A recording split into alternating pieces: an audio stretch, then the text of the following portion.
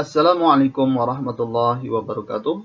Alhamdulillah, berjumpa lagi dalam pembelajaran online Mapel Akidah Akhlak kelas 8 MTS. Semoga kita senantiasa dalam lindungan Allah Subhanahu wa taala dan diberi kesehatan serta semangat terus dalam belajar. Baik anak-anak semuanya, pada kesempatan ini kita akan membahas rangkuman materi bab yang keempat, yaitu menghindari akhlak tercela berupa ananiyah, putus asa, ghadab, dan tamak. Kali ini Pak Guru hanya memberikan rangkuman materi secara singkat. Adapun materi secara rinci, secara detail bisa kalian dapatkan dalam video pembelajaran sebelumnya yang sudah tayang di channel YouTube Ari Production. Silahkan kalian simak dan jangan lupa bantu like, share, dan subscribe. Oke? Baik anak-anak semuanya, langsung saja kita ke pembahasan konsep yang akan kita sampaikan. Yang pertama berkaitan dengan ananiyah. Nanti Pak Guru akan memberikan pengertian ananiyah, dampak negatif ananiyah, dan juga cara menghindari ananiyah. Kemudian putus asa, ghadab, dan tamak.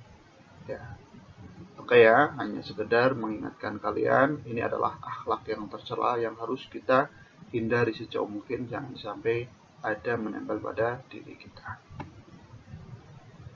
Anak-anak semuanya, coba kalian perhatikan lagi gambar berikut ini.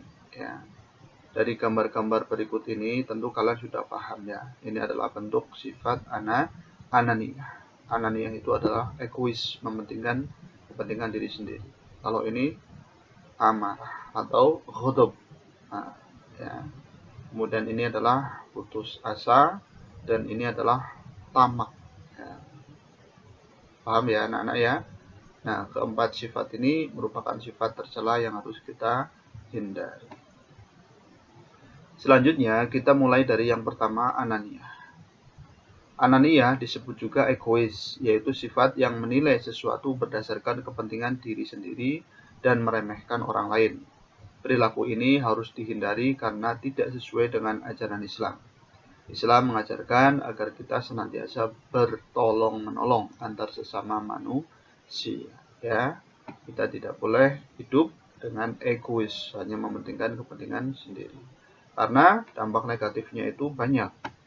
Di antaranya adalah menimbulkan kekecewaan orang lain. Kemudian merusak hubungan persaudaraan. Kemudian memutuskan hubungan silaturahmi. Kemudian dijauhi dalam pergaulan dan dikucilkan oleh orang lain. Ini adalah dampak negatif dari sifat ananiyah.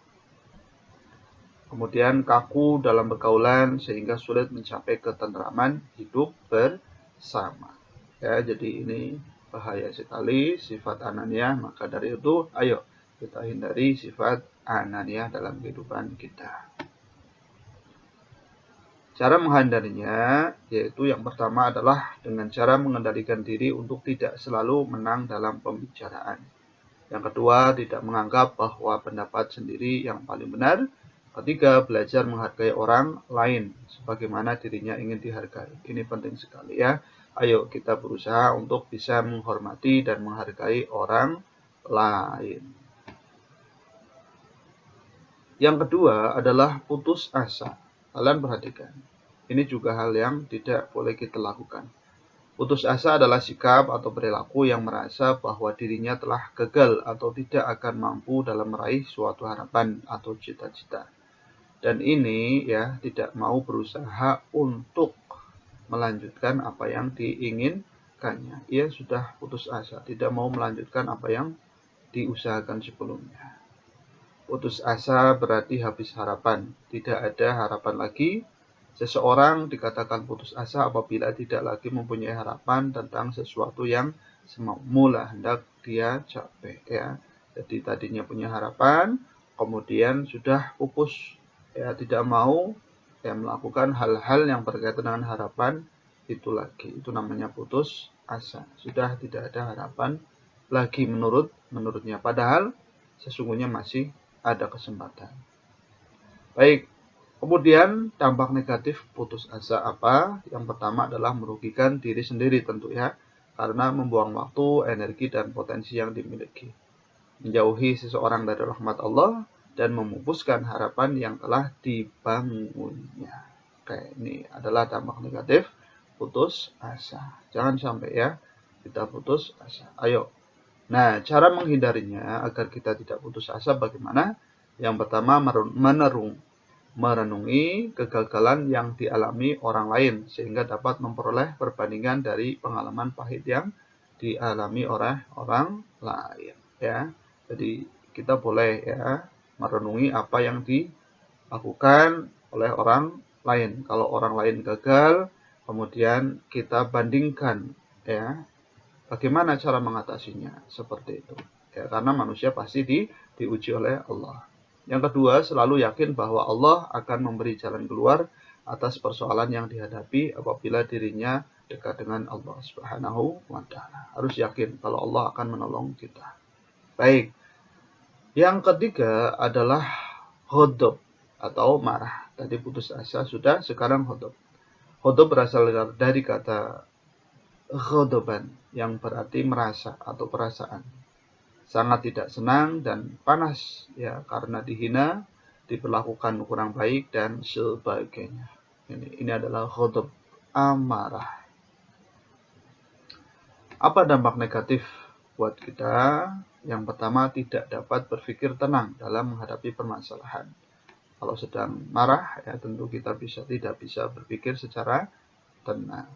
Tidak dapat menyelesaikan permasalahan secara baik berdasarkan pertimbangan pikiran sehat.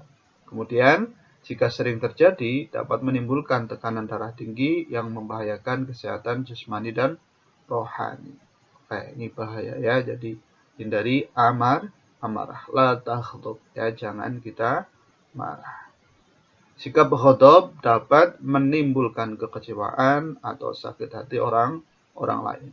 Biasanya kalau sudah marah, kemudian keluar kata-kata yang negatif yang akhirnya menimbulkan sakit hati bagi orang lain. Ya, mari kita hindari sifat amarah ini dengan cara yang pertama, menyadari dengan sepenuh hati bahwa setiap orang pernah berbuat salah. Yang kedua, menyadari bahwa dirinya juga pernah berbuat salah kepada orang lain. Yang ketiga, marah tidak dapat menyelesaikan masalah dengan baik. Yang keempat, marah tidak disukai dalam pergaulan. Ya. Dan yang kelima, memperbanyak bergaul dengan orang lain karena kemarahan sering terhapus ketika dilihat oleh orang lain. Ya, kalau kita membaur dengan orang, insya Allah amarah kita akan sedikit meredah. Dan yang lebih penting lagi, ayo kita ingat Allah dengan cara berwudu dan sholat. Mudah-mudahan amarahnya nanti akan menghilang. Selanjutnya, yang keempat adalah tamak. Ya. Apa itu tamak? Menurut bahasa, tamak itu artinya rakus.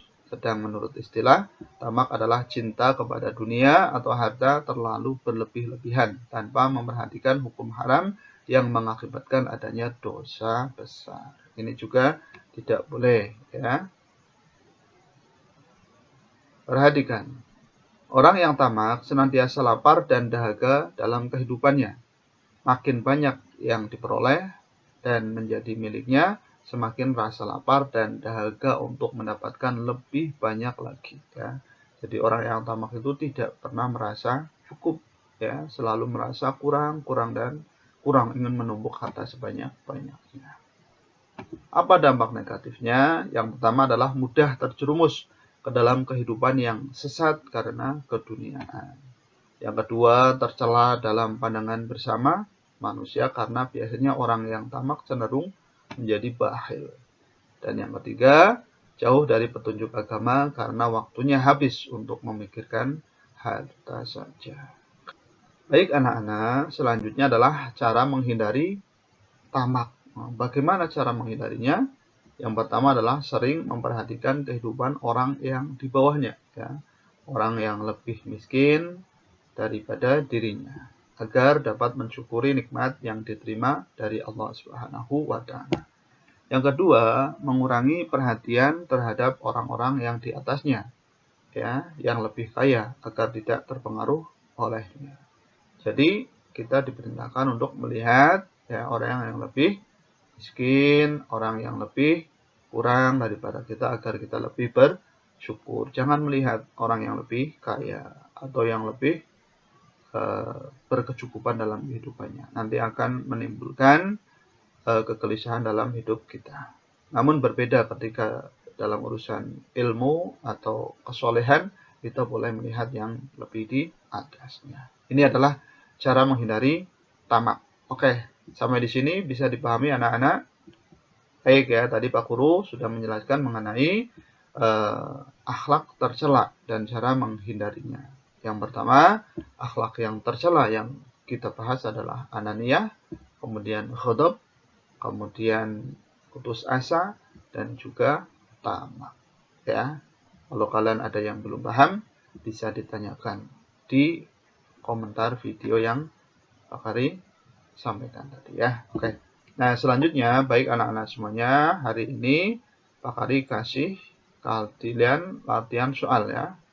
Pak Kari kasih latihan soal, ada 10 latihan soal pilihan ganda. Silakan kalian baca dan kerjakan sebaik mungkin dengan teliti ya, biar nilainya bagus. Oke, selamat mengerjakan. Ya, kalian boleh skip, kalian boleh hentikan dulu ya videonya. Ya, silahkan. Nanti kalau sudah bisa dilanjutkan lagi. Ini nomor 1 sampai 4. Kemudian ini nomor 5 sampai dengan nomor 6. Silahkan kalian baca dan kerjakan dengan teliti ya. Kemudian ya, yang selanjutnya adalah nomor 7, 8, 9, dan 10. Silakan kalian baca ya, perhatikan dengan baik.